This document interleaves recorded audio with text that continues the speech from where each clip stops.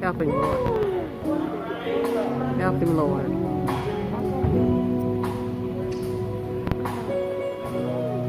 Everything happens for a reason. Pastor Nelson. Everybody knows his testimony. Everybody knows where he comes from.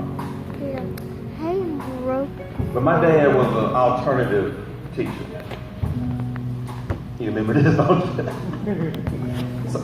So Pastor Nelson was a student in my dad's alternative class. Probably back when he was 15 and 16 years old. Everything happens for a reason. God intertwined us way back then. When I sat in that jail cell waiting to go to the penitentiary, he never missed a visiting day every Monday at 12 o'clock. Stuck with me when I was in that valley of incarceration. Everything happens for a reason. When I came home, had some ups and some downs, but he showed me unconditional love. Brought me in his office plenty of times. He said, "Get it together. I'm gonna have to sit you there." But then he married my wife, me and Ramanda, baptized my children, eulogized my mother,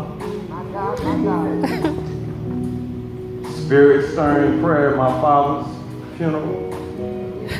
But he had groomed me so I could do the eulogy at my dad's funeral. Everything happens for a reason. Pastor Snart. We played football, we played basketball. We thank God that he stayed the course. I thank God that I went astray. But we came back together at Holiday World. I was on a vacation Bible school outing with First Baptist Jeffersontown. I think that he might have been on an outing with Joshua. And since that day, which has been over 15 years ago, I think that we've talked on the phone probably every day. Everything happens for a reason.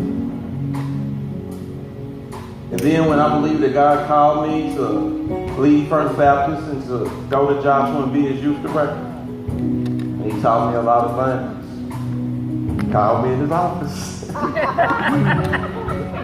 better get us together.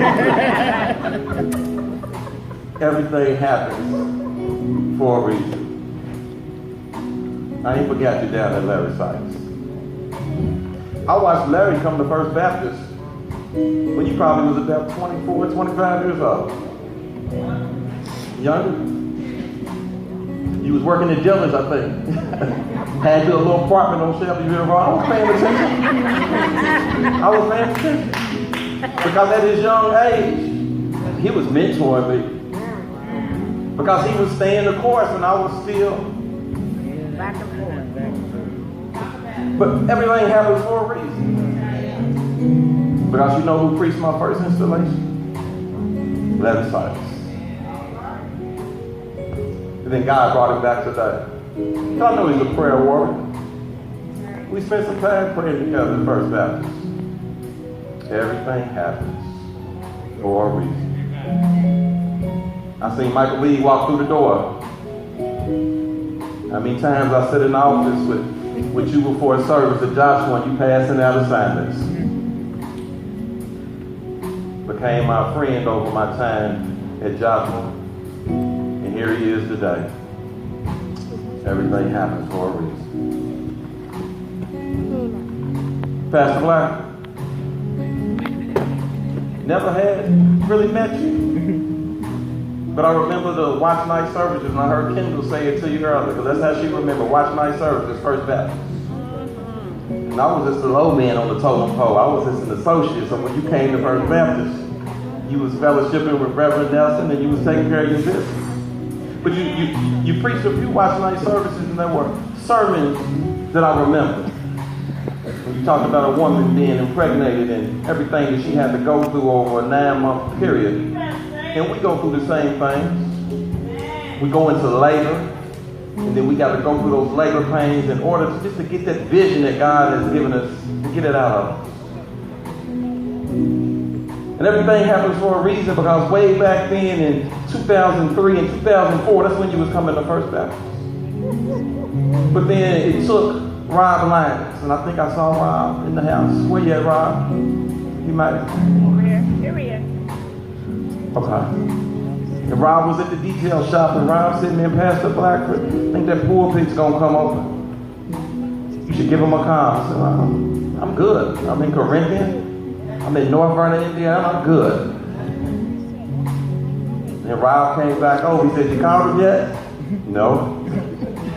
I told you I was good. But then when everything happens for a reason, God's got a way to shake you up so you can pay attention to why things is happening for a reason.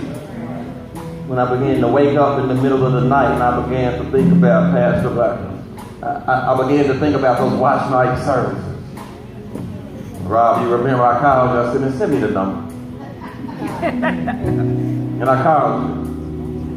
Well, God already knew that I was going to call you, and just me knowing you from First Baptist, it made me just a little bit more comfortable calling you. And then when I got to talking to you, we got some things in common. We got some mutual friends.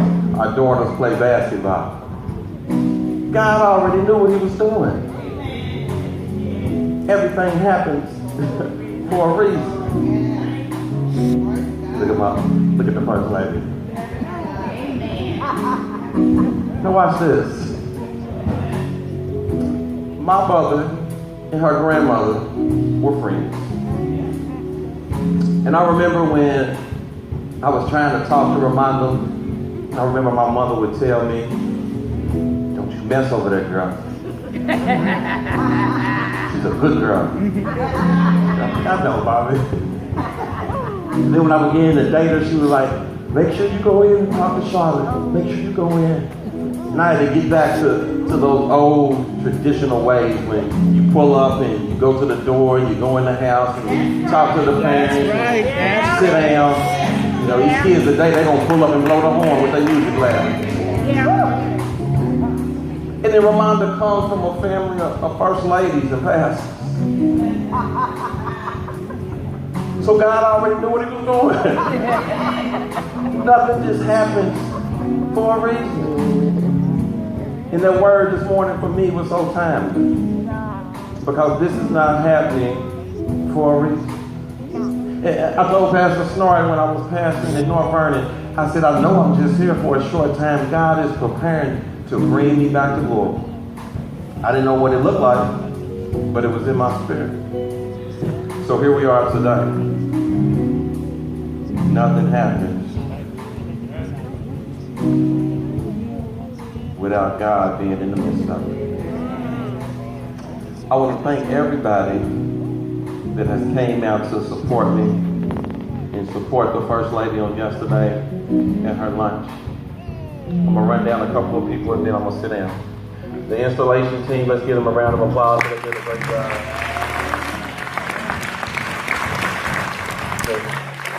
I know Miss Marilyn was the head of that team, but she had a lot of people that was helping her. But she's waving her hand in the kitchen. Me and Miss Marilyn, we've grown to respect one another, to love one another over the course of these past 6 weeks. So I don't take the installation team lightly and everything that they've done for me and for my family. For the partners of MTC, I don't take anything lightly that you all have done for me and my family. We appreciate you and we love you. For my First Baptist J-Town family, for my Joshua Tabernacle family that all came out today to support me, I just want to thank God for you. Wherever you're at, just wave, raise your hand, wave your hand, let us see you, amen. Kendall, listen. When I called you and asked you, would you sing, it was a quick yes. You be delighted, you be honored. And you blessed us today. And we thank God for you. And Miss Sharon, we thank God for you. So You know, listen, when I look at you and I think about First Baptist, I see my mother. And all those years she sang in the choir. So I don't take those things lightly. I love you all. Anitra, you know that I love you and I appreciate you. You already know about our family. You already said it. So we love you and we appreciate you. Harold, her husband, wave your hand. I'm glad that you're here. And now I don't want to forget my aunts and my cousins in the back. Aunt Pauline, wave your hand. And I'm blessed because I got 2 mother-in-laws. Wave your hand. And I got my sister that traveled in. She has some car difficulties, and none of us like to send our cars to the dealer, but she got one of them BMWs, and she had to send it to the dealer. You know, but she still made a sacrifice to get here. Even though you be popping your chewing gum and smacking, and sometimes it's driving me crazy. I love you and I appreciate you. Y'all see little Adam? And my big brother, he's here. And he has his stepson Jason with him. And we thank God for them. And I'm ready to sit down, y'all. And my 3 beautiful children. I know I ain't gonna forget y'all. And I know they tired. And when you say how do they feel, they just kind of shrug their shoulders. I get it. And I never try to shape or form my kids into what God has called me to be. It's a process. And they don't grow into it. So they teenagers. So I'm gonna love them in the space that they're in right now.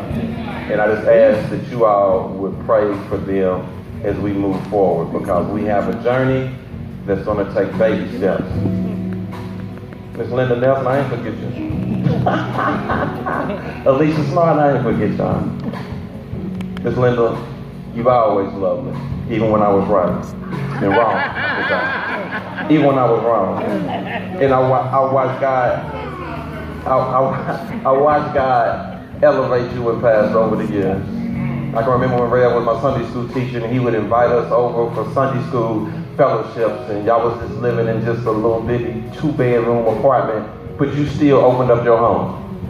And now look where God has you all now. Alicia, you shared your husband with me. I know it's been many nights you just wanted to watch a movie, but I'm calling, I'm asking questions, and we praying on the phone. So I respect you for sharing your husband with me. And I don't think that I have forgotten anybody, but if I did, I love you all. I'm just full right now. I just want to go home and just let God just continue to minister to me. And I just want to enjoy this moment, because I know next week, them text messages going to start coming. Them phone calls is going to start coming. Miss Magruder going to be getting me together on my dress for Sunday. That's going to start coming. But I love it though. And I wouldn't trade it for anything. So at this time, I think, my friend, for all the pastors that were able to come, I appreciate you. And my friend Raymond Smith, and I call him a friend already, because we just met at the Central District, and we had lunch last week, but the lunching, God was in the midst of it, and you're going to be seeing him. Wave your hand, Pastor. He pastors in Winchester, Kentucky, and he's the president of OR Financial, which is a division of Park Federal Credit Union. And you know what? You may just want to shake his hand. He has some good things for the black churches and the black pastors.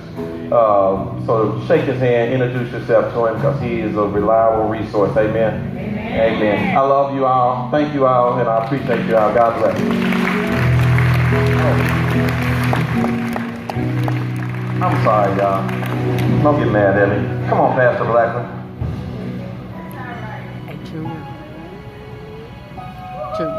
And as Sister Sarita said earlier, you know, money can't buy